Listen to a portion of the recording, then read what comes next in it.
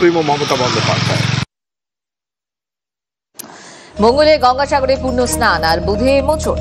যাকে দুর্নীতির গঙ্গাসাগর বলেছিল ইডি, সেই জ্যোতিপ্রিয় মল্লিক জামিন পেয়ে গেলেন। তৃণমূলের ওজনদার নেতাদের মধ্যে অন্যতম বলাই যায় একমাত্র পার্থ চট্টোপাধ্যায় আপাতত শ্রীঘরে। মুক্তির পর অনুব্রতর মতো জেলা রাজনীতিতে কি আবার স্বমহিমায় ফিরবেন বালু, নাকি অন্য কোনো অঙ্ক? জল্পনা এবার অন্য খাতে।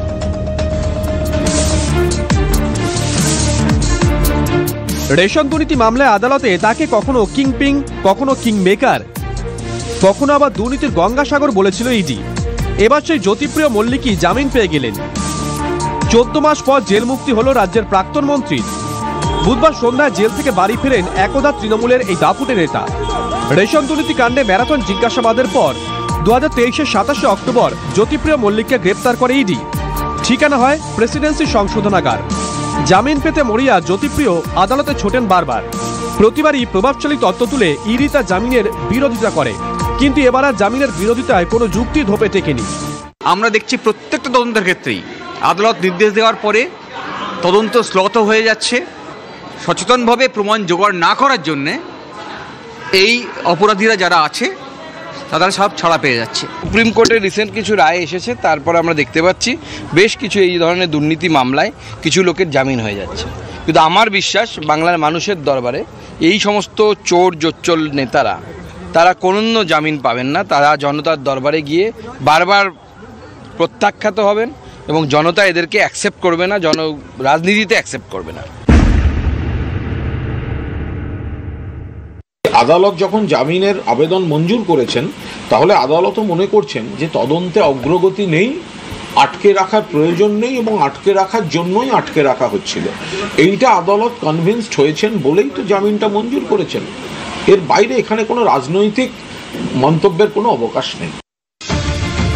মাস কয়েক আগে রেশন দুর্নীতি মামলায় জামিন পান জ্যোতিপ্রিয় মল্লিকের ঘনিষ্ঠ হিসেবে পরিচিত বনগাঁর প্রাক্তন পুরপ্রধান শঙ্কর আঢ্য, চালকল মালিক বাকিবুর রহমান সহ 3 জন।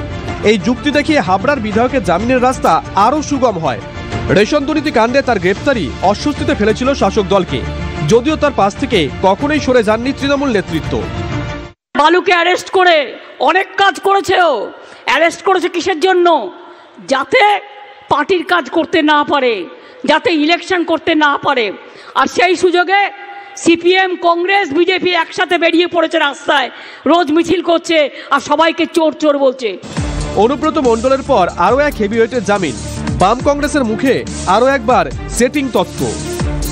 যাতে মমতা ব্যানার্জি অসুবিধে না বোধ করেন, 50 লক্ষ টাকার ব্যক্তিগত বন্ড, পরপর আরো সমস্ত বাকিদেরকে জামিন করাবার ব্যবস্থা হয়ে রয়েছে। দিল্লি রাজ্য কথা কমপ্লিট।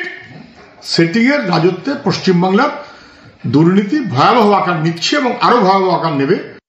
তদন্তের নামে ঘুষ টুস খেয়েছে আর কি আবার ব্যাপার। সবাই জানে চোর যখন জামিন পায় ম্যানেজ করে নেয়, ম্যানেজ করবার জন্য টাকার অভাব নেই। ইডি বা যারা সিবিআই চাইছে তদন্ত করছে, ম্যানেজ হয়ে যাচ্ছে এগুলো। এদিন জ্যোতিপ্রিয় জামিনের খবর পেয়ে আদালত চত্বরে পৌঁছন তার অনুগামীরা। সল্টটেকের বাড়ির সামনে রীতিমতন ভিড় জমে। জেল থেকে ফেরার পর বীরভূমের রাজনীতিতে ধীরে ধীরে সক্রিয় হয়েছেন অনুব্রত মণ্ডল। 26-এর মহাযুদ্ধের আগে জ্যোতিপ্রিয়কেও কি রাজনীতিতে সক্রিয় ভূমিকায় অবতীর্ণ হতে দেখা যাবে? রাজ্যের যে জেলা সবচেয়ে বেশি বিধানসভা আসন, সেই উত্তর 24 পরগনার তৃণমূলের সমীকরণে জ্যোতিপ্রিয় কিভাবে আসবেন, সেটাই এখন কৌতূহলের বিষয়। Bureau report, TV9 Bangla.